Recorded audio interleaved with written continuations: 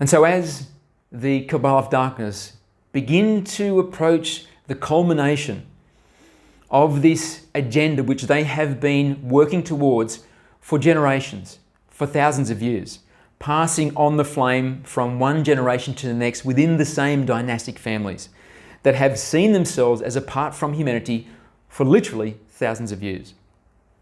And now they find themselves very close to the finish line. And one of the last great acts of this dynastic generational journey is to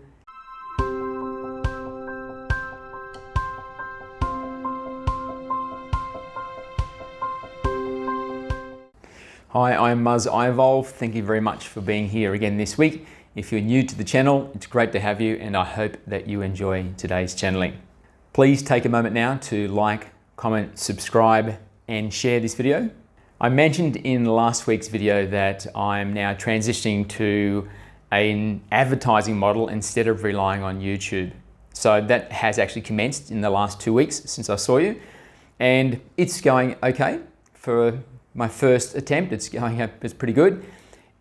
The great news is that now I have a new way that people are finding me and subscribing. So if you saw an ad of mine on Facebook recently and now you are here watching this, thank you very much. I'm really pleased that you're here, and I hope that you enjoy this channel and you become part of the community here.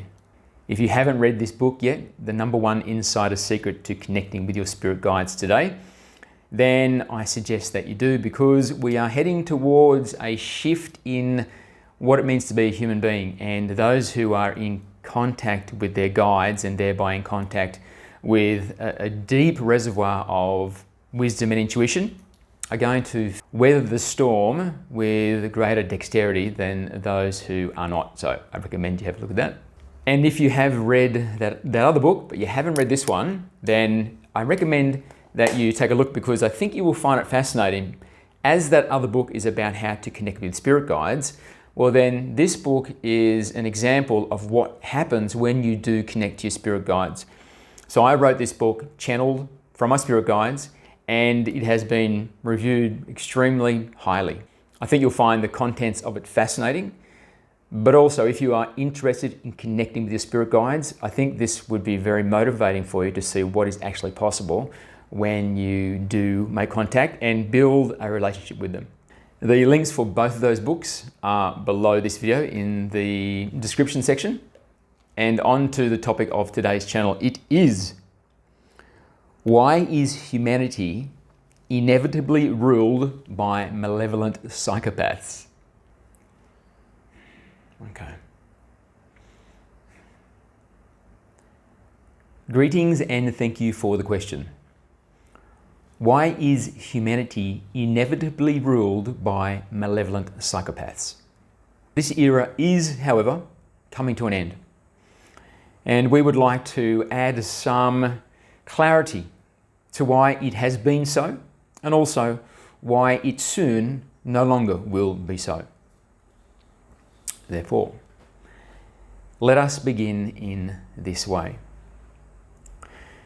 The mechanism or the dynamic of control on your planet is power-based, whereas in more enlightened societies where the species exists in a state of spiritual unity, then those that rule or reign are chosen on the basis of their wisdom, are chosen on the basis of how much they can be a benefit to the entirety of the special being.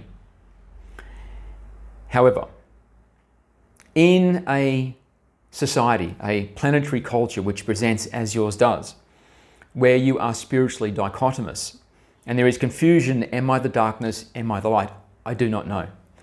There is going to be the dichotomous presentation of humanity in their spirituality. And there are those that will be more of the light, and there are those who are more of the darkness, but everybody is a composition of these two. Those that have chosen the philosophical pathway of darkness are very skewed towards malevolent psychopathy. because they choose darkness not as a philosophical exploration, but more instead, it is a source of power, because darkness is power. And let us briefly illustrate how this is so. If you have a gang which is selling drugs into a community, and then another gang comes and they are using violence to beat up the opposing gang, and the opposing gang they dispel because they're not violent by nature. And so this new gang have been willing to go further into darkness, and therefore they now reign as the preeminent gang in that community. Then another gang comes, and this gang are willing to literally murder opposing gang members. And the gang members who are the new rulers, who are willing to fight, they're not murderers. And so they are dispelled, and now this new gang, who are willing to murder, reign supreme, because again, they are more willing to go into darkness. And if you extrapolate this model across the entire planet, the gang or the group or the elites which reign supreme over your entire planet are those that are willing to go into darkness to be powerful more than anyone else. And not only are they more willing, they are also more proficient, because they are generations of families that have been going into darkness, not just through their pursuit of their ambition, but having a fully awakened understanding that darkness is power. They have ritualized the pursuit of darkness. Darkness has become a religion. And so they have ceremonial practices where the intent is solely to muster as much darkness as they possibly can. Because in doing so, it gives them more power. It makes them more capable to be malevolent psychopaths in their decision making. So,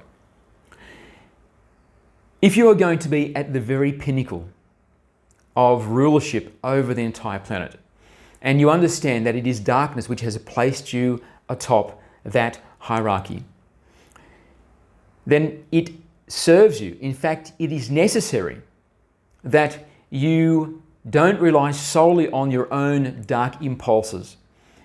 You must instead, as the athlete does, train yourself in darkness. The 100-meter sprinter may be incredibly gifted and very naturally fast, but if he or she does not train, they do not spend time in practice, increasing their speed, becoming the most proficient as they possibly can, even though they may have the most natural talent on the entire planet, they will not win the most important races. Similarly, those that are at the pinnacle of darkness must also train themselves in darkness.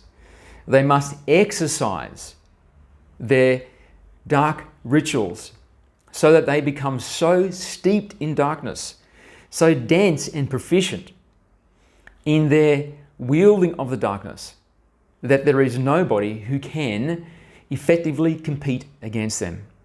Because there are those around them who have also taken the path of darkness, who understand the power in darkness, are nipping at their heels. Are they themselves reveling in dark satanic practices? Because they wish to harness as much dark power as they possibly can. It becomes very clear when you look at the model in this way that those that sit atop the hierarchical structure which rules your planet, and these are individuals which do not exist in government, but instead exist above government. They belong to families that have been around longer than many of your countries have. They do not consider themselves to be one particular nationality, but instead an elevated form of humanity. This is how they differentiate themselves from the greater bulk of humanity.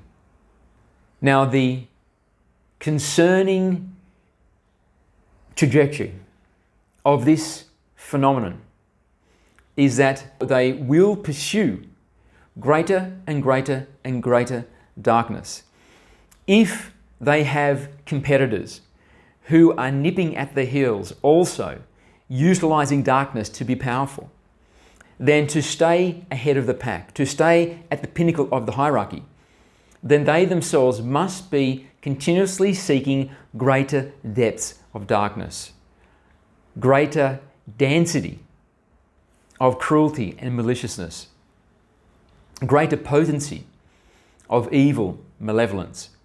And this is projected onto the greater bulk of humanity, who they see as their resource, as a necessary element in the domain in which they control, until they are fully secured in their power and authority and can reign into perpetuity from their dark throne. And when this occurs, humanity will be much less necessary, when the entire control system has been put in place to where there is absolutely no chance of ever escaping. The Dark Ones, or the cabal of darkness, the unified malevolence, are not there yet, but they are very, very close. And as they pursue darkness and go further into darkness, then this means the size and the scope and the scale of their atrocities must also, or will also inevitably, become more abhorrent, more damaging and abusive to the greater bulk of the human population. All sentience within the universe, within the all, pursues growth, because every individual sentient entity within the all is just a proxy for the one. And the one's purpose is to know itself through the vehicle of experience. This is the reason that it created the all. And as you are an individuation of that ultimate being, existing only through the virtue of the illusion which was created by the ultimate being, you being an individuation means that the ultimate being, or the one's purpose, is also your purpose, because you are the one. Therefore, it is your purpose to know thyself to completion.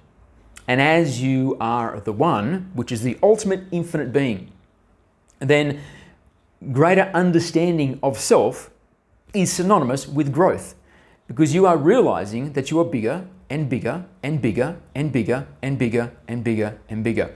This is the innate drive to grow, which is present in all sentient beings. Those that pursue the philosophical pathway of the light, they grow into their extra dimensionality.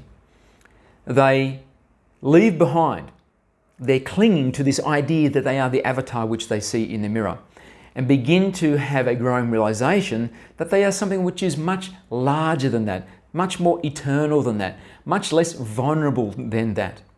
In fact, they begin to realize that they are the infinite, invulnerable, immortal.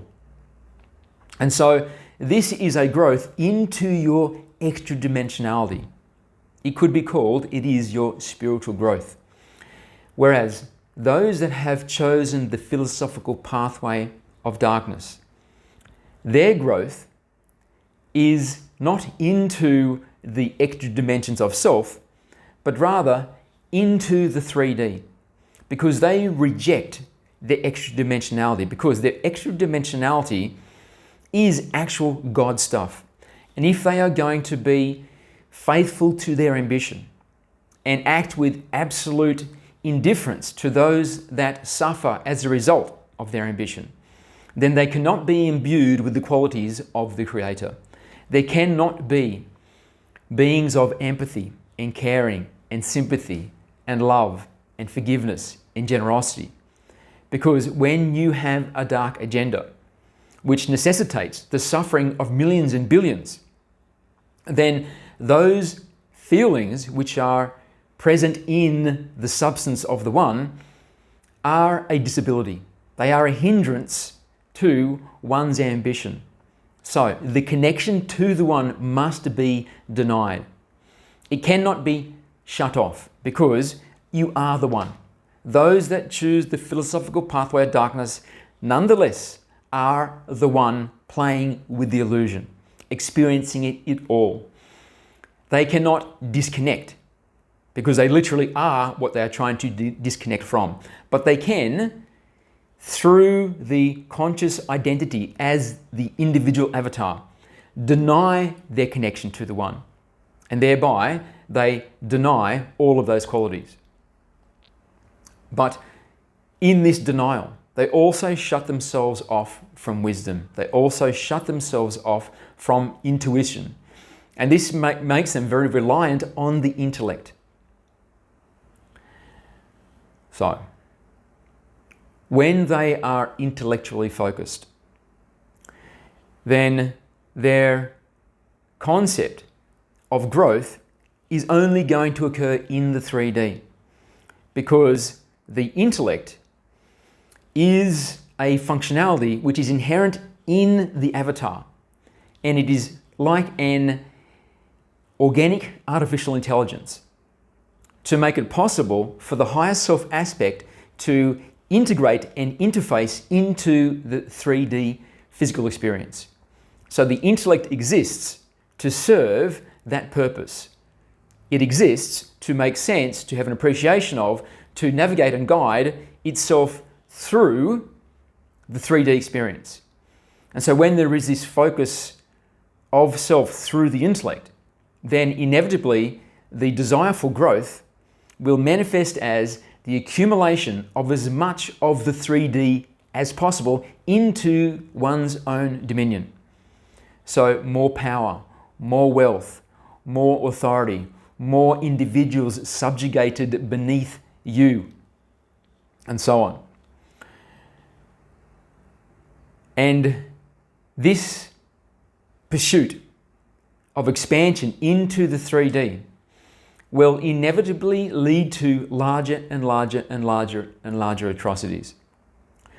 One of the ways that those that follow the philosophical pathway of the light enhance their expansion into the light, into their spiritual extra-dimensional aspect, is through ceremony, which has very similar characteristics, such as beautiful song, such as gathering in buildings with grand architecture, sublime art. And so all of this creates an ambient experience which lifts one's energy, lifts one's vibration, and takes you to a higher and higher and higher level of ecstatic love and bliss. This is one of the ways that those that follow the philosophical pathway of light pursue greater levels of this desire to expand into all that is good, all that is love, all that is the light. Similarly, those that pursue the darkness, they are looking for ways to increase the depths of their darkness. What is it that they can do which takes them deeper and deeper and deeper and deeper and deeper into darkness as they forever pursue this insatiable appetite for more power, more authority, more wealth, more darkness? And for them to meet this, because they go into the 3D in their expansion, then to reach greater heights, greater levels of satisfaction, they must draw more into their dynamic. There must be more victims. There must be more subjugates. There must be more slaves. There must be more atrocious deaths. And so as the Cabal of Darkness begin to approach the culmination of this agenda which they have been working towards for generations, for thousands of years, passing on the flame from one generation to the next within the same dynastic families that have seen themselves as apart from humanity for literally thousands of years. And now they find themselves very close to the finish line. And one of the last great acts of this dynastic generational journey is to have a celebration of darkness, which is so perverse, which is so profound, that it necessitates the annihilation of many billions of human beings in a very atrocious and cruel and unkind and horrific way, causing the most terror that they possibly can. This is what is in their intellects at this time. This is what they desire to do. So, up until this point in this conversation, it doesn't sound like good news. It sounds like something very bad is on the horizon.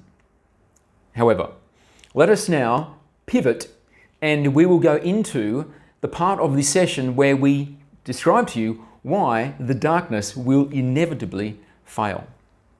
You are aware of this idea of yin and yang, the idea of the eternal balance, of the binary system where you have the spiritual spectrum. On one end is the darkness, on the other end is the light.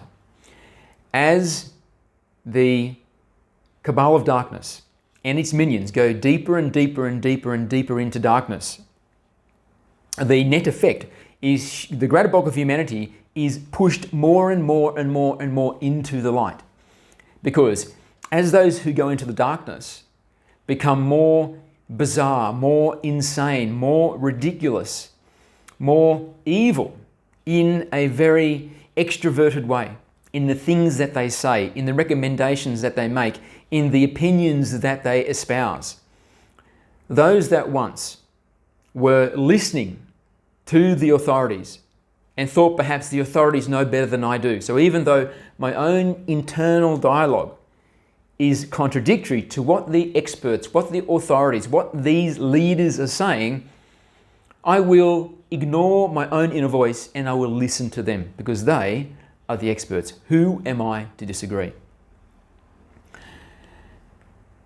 But so into darkness have they gone that the individuals who once thought this way now are feeling an incongruency. There is something repulsive, something repellent about what those who are voicing this agenda are saying, are thinking, are feeling.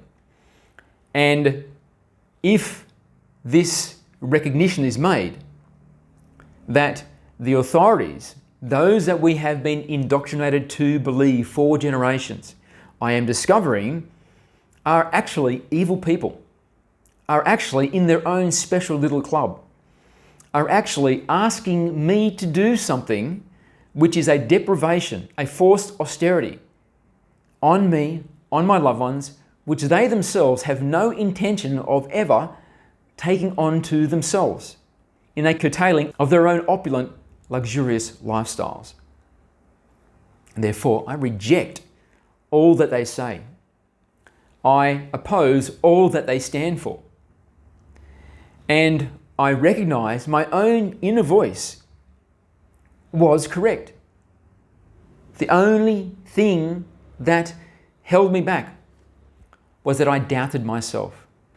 I did not believe that I had connection to a greater wisdom than they espouse.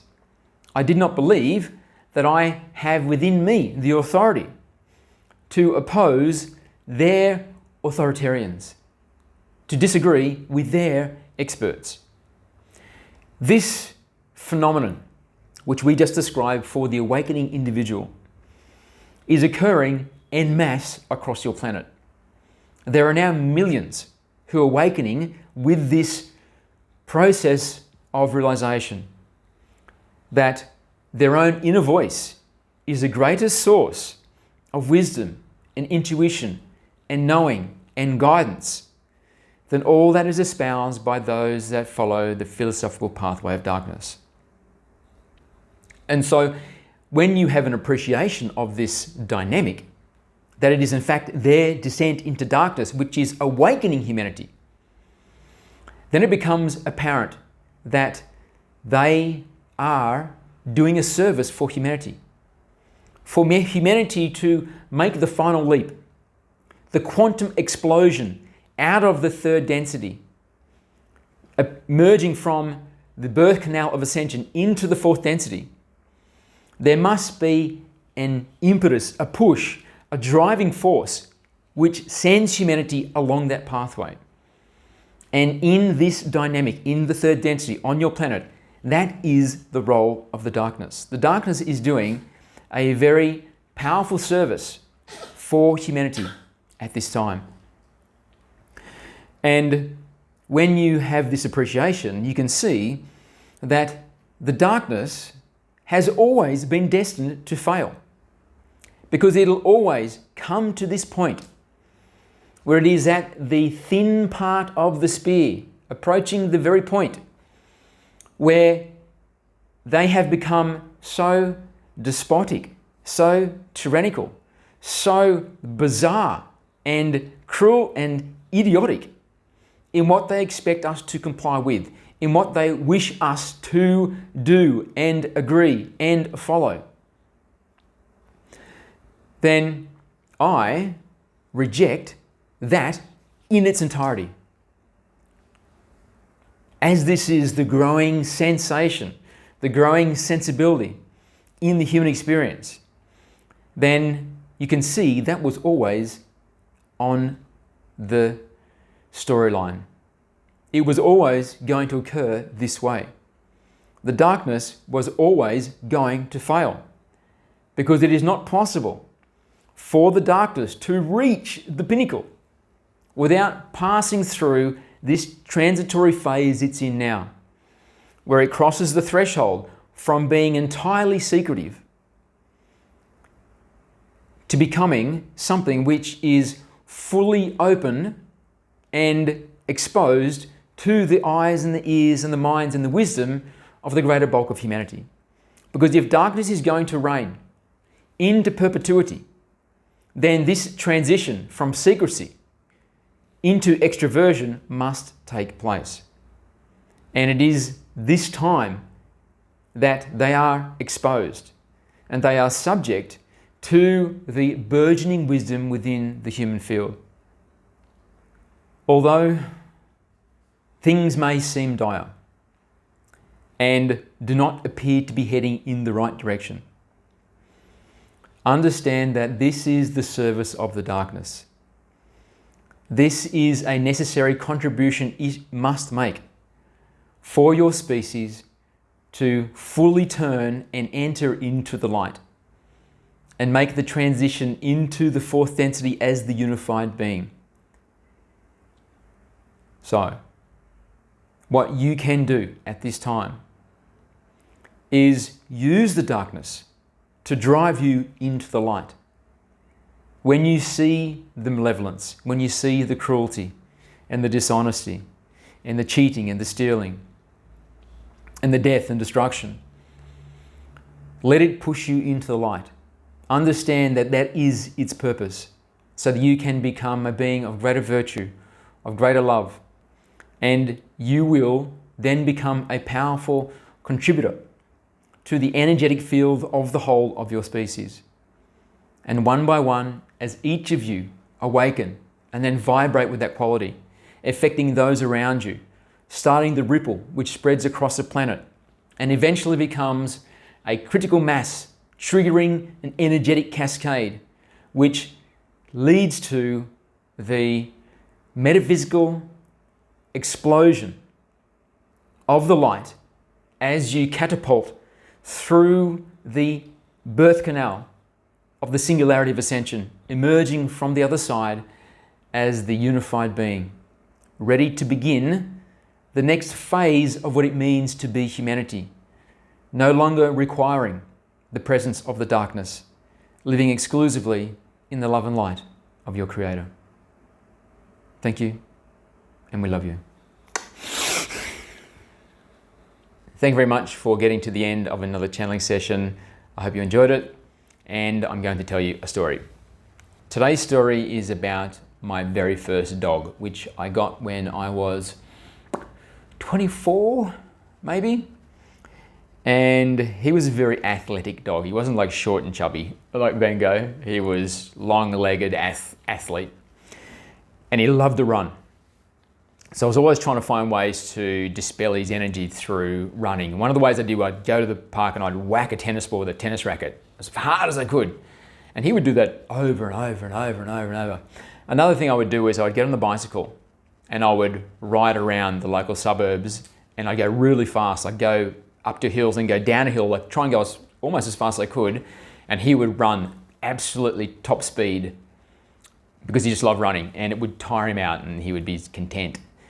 So one day we're going down this hill and I'm going super fast down this hill, and I'm on the footpath, and the footpath is front lawns and then driveway. So I'm going over grass, over a driveway, over grass, over a driveway, over grass, over a driveway. And my dog's running next to me, but because of this changing terrain and some of the grass was soft, he wasn't able to run as fast as he wanted to run because he wanted to win. He was very competitive and he really wanted to beat me in this race. So he went onto the road, which was a big no-no. You can't go on the road. He knew that was a rule, but he just really wanted to beat me. So he goes on the road, and then a car pulls out and he's about to get hit by this car. And my instinct, because I'm riding like down this hill, and I'm looking this way, I'm looking, watching him at the same time. Like I see this car and I'm like, oh no. And so I scream, stop, like that. And I'm screaming it to him, I'm screaming it to the driver, and at the same time, I just reflexively slammed the brakes on. I didn't realize I did it. I didn't know that I didn't want to slam the brakes on. I didn't know that I slammed the brakes on, but just the whole impulse was stop. And so I reflexively slammed the brakes. And so I'm looking sideways, and then suddenly the world turns upside down. And what's going on? And I realized when I'd slammed on the brakes, I went ahead over, and I actually was cartwheeling. So I'm cartwheeling down this hill on the bicycle. But luckily, my dog didn't get hit. I cartwheeled on the grass, so I wasn't damaged at all. And I kind of was lying on my back. I was like, what just happened? It all happened so quickly. I was a bit of shock. I didn't realize I'd slammed the brakes, and it was all a bit confusing. And then next thing I know, my dog's mouth is in my ear. It's like, licky, licky, licky, lick opportunity. You know how dogs are. And so I'm lying there and my dog's licking my ear and he's trying to lick all over my face. I go, okay, we're all good. We're all good. And then the last check was, did anyone see that? Oh, please, no one see that. And so I looked up and I'm looking around and no one was in the street. So nobody, the other car had gone and there was nobody in the street seeing me make an absolute idiot of myself, cartwheeling down the road. So, yeah, so I love that dog. He was my first dog, and it's the first thing that I really loved that died. So the day that I had to have him put down, oh, wow, that was such a painful day, such a painful day. But I like to dwell on the good memories. I have lots of good memories. He was such a beautiful dog and I loved him so much. He was a great friend. And, you know, I only had him for 4 years, but I've had Bengo now for 12 years, my little chubby Bengo. He's far from the athlete that the other dog was. There he is. Oh, yeah. Sleeping time, yeah. Wake me when it's eating time. Okay. Well, thank you. I love you, and I will see you again next time. Bye-bye.